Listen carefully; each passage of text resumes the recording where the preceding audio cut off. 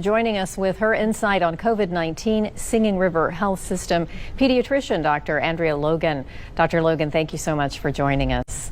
I want to go back to the Dr. Dobbs just mentioning Oxford, Mississippi, because students there since June 1st at Ole Miss, 162 of them have tested positive for COVID-19, and they're guessing there's a correlation between rush parties going on. This is all part of, large gatherings and all the things that people really aren't supposed to be doing right now. How concerning is that to you?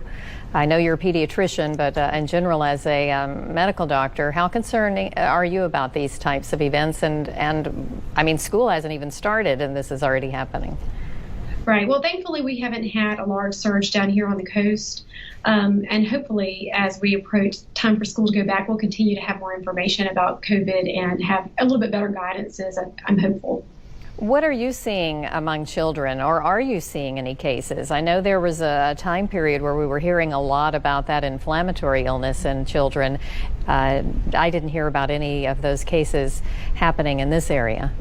Yeah, we've had very few cases. Generally, children, then that's all of pediatrics under 18, are just way less susceptible to COVID. There has been that described post-viral inflammatory syndrome. The thing about those kinds of syndromes is they can happen after any viral illness. In fact, there's a lot of syndromes that can happen after strep throat. So in the pediatric world, it's not really all that different than things that we deal with all the time anyway.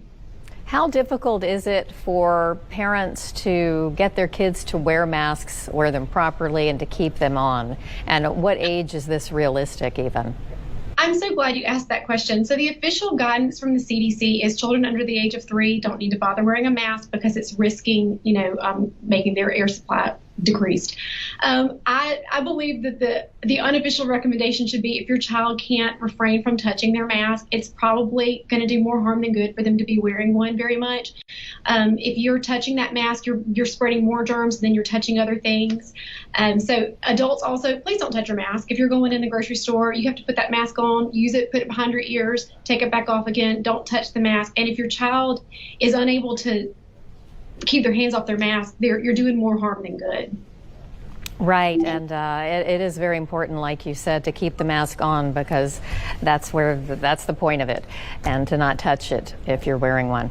And tell me a little bit about what you're looking forward to. You said you're waiting for some more guidelines as far as kids. What are you expecting to happen as they head back to school?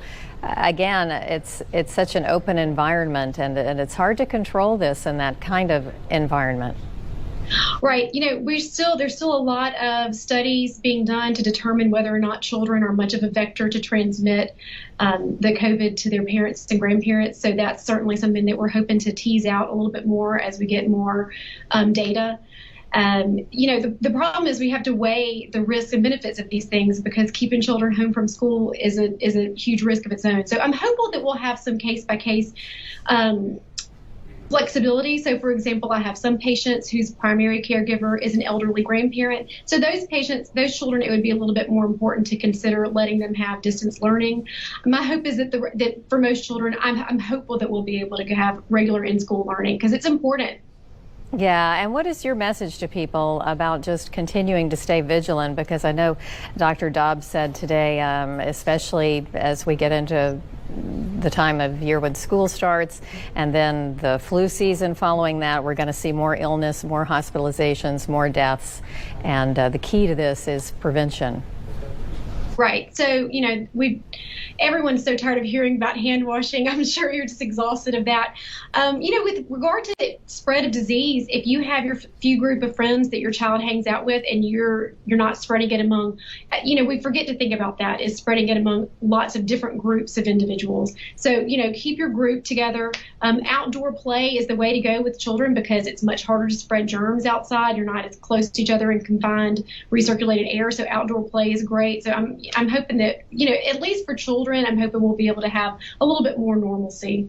All right, Dr. Logan from Singing River Health System, thank you so much for joining us today. Thanks.